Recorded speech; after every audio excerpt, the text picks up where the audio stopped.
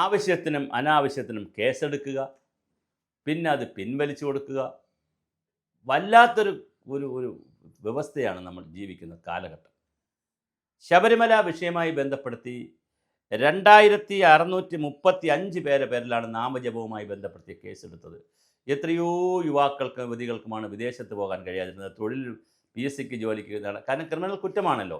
രാജ്യദ്രോഹവും criminal കുറ്റമൊക്കെ ചുമത്തി കഴിഞ്ഞാൽ ഏതൊരു പോലീസുകാർ വിചാരിച്ചാലും അല്ലെങ്കിൽ ഒരു സംവിധാനം വിചാരിച്ചിട്ട് ഒരാളിനെ ഇതുപോലത്തെ കുറ്റങ്ങളിൽ പെടുത്താൻ പറ്റും. ആ പോലീസ് കൃത്യനിർവഹണത്തെ തടസ്സപ്പെടുത്തി എന്ന് പറഞ്ഞ് പോലും കേസെടുക്കാൻ പറ്റും.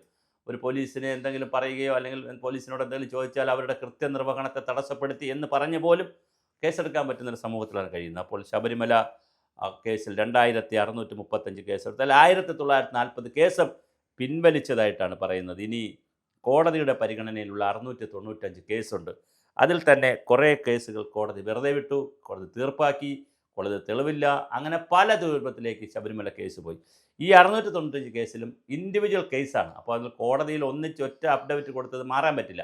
അപ്പോൾ 695 കേസിനും കേസിൻ്റെ സ്വഭാവം അനുസരിച്ച് കോടതികളിൽ അത് കേസ് പിൻവലിക്കുന്നതിനുള്ള പേപ്പർ കൊടുത്താൽ വലിയൊരു പ്രോസസ്സാണത്.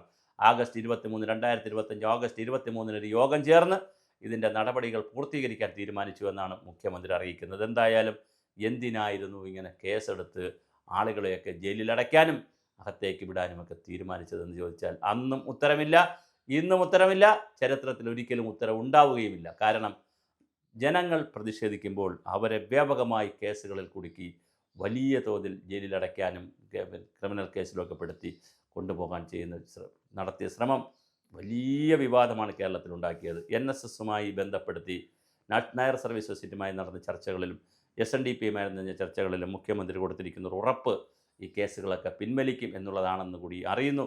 അങ്ങനെയാണെങ്കിൽ ഒന്നുകൂടി CPMന് ഈ തെരഞ്ഞെടുപ്പിൽ ഒന്നുകൂടി ഹിന്ദുക്കളുടെ ഒരു സഹായം കിട്ടാൻ സാധ്യതയുണ്ട്. കാരണം മുസ്ലിങ്ങളെയും ക്രിസ്ത്യാനികളെയും പിറകെ പോയിട്ട് ഒന്നും നടന്നില്ല. അങ്ങനെയാണെങ്കിൽ ഇനി ഹിന്ദുക്കളെ ഒന്ന് പ്രീണനം നടത്തിയാൽ പറ്റുമോ എന്നുള്ള രാഷ്ട്രീയമുണ്ടെന്നാണ് പ്രതിപക്ഷത്തിൻ്റെ ആരോപണം. നമ്മുടെ ആരോപണമല്ല, മറ്റ് പാർട്ടികളുടെ ആരോപണമുണ്ട്.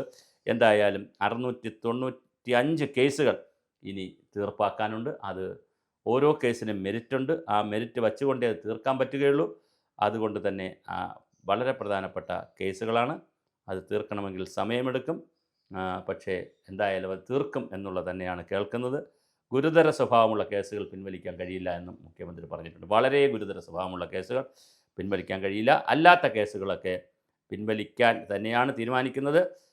പിന്നെ 1047 കേസിൽ 86 കേസുകൾ കോടതി തീർപ്പാക്കി.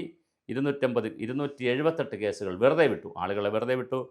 726 കേസുകളിൽ ശിക്ഷയെ നടപ്പിലാക്കി. ചെറിയ വർഷം കുറേ ആയല്ലോ, ചെറിയ ശിക്ഷ നടപ്പിലാക്കി.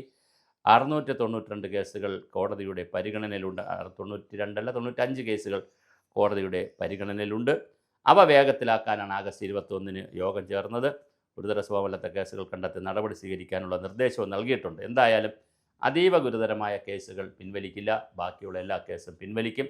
അത്ര കണ്ട് ഭക്തജനങ്ങൾക്ക് ആശ്വാസം കിട്ടുന്ന തീരുമാനമാണ്. ഭരണകൂടം വിചാരിച്ചാൽ ഞാൻ പറഞ്ഞതുപോലെ കേസ് ഏർപ്പെടുത്താം, കേസ് പിൻവലിക്കുകയും ചെയ്യാം.